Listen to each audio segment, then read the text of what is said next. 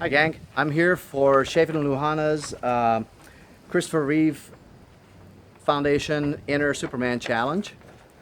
And, my obvious nomination will be my dad, without a question, because even when the rest of the world let me down, he was always there for me.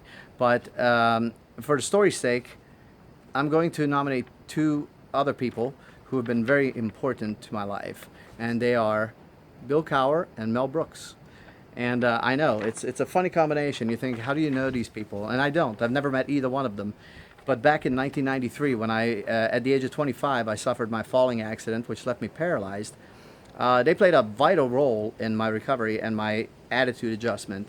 And they have no idea. They've never met me. They probably have no clue that I exist, at least not yet. But they've been there and they played a huge part in my life. And I want to show how we are all interconnected. So we'll start with Bill Cowher. Bill Cowher was the brand new coach. He's became the head coach of the Pittsburgh Steelers in '91, about 2 years before my accident. And he had a great message, and his message was to always stay relentless. There was a famous video of him talking to Greg Lloyd, who was one of the Steelers' menacing linebackers of the '90s. And Greg was on the sidelines with his hands on his shoulders and just kind of, you could tell he was mad. He was having a rough day, a rough go at it. And Bill's next to him, chirping in his ears, saying, "Greg, you got to stay relentless. You got to stay relentless."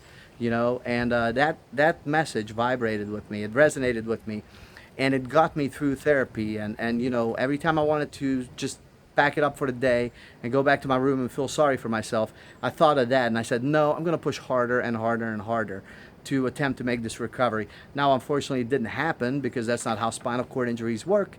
But that message stuck with me for the rest of my life, and here I am now going for a world record at age 51. Who would have ever believed that if you met me at 25?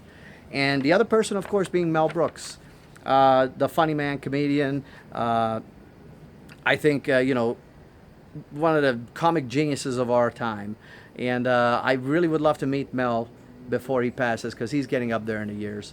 And Mel was big to me because of a song in a movie. There was this movie called History of the World that he made, and in it was a song called The Spanish Inquisition, which was just a hilarious, it was a spoof. It was a spoof on everything. And the song itself was just fantastic. It was outstanding and it was funny, and you couldn't help but sing along with it. So what I did is I had my brother Chubba record to me on cassette that song and the song "Always Look on the Bright Side" from Monty Python.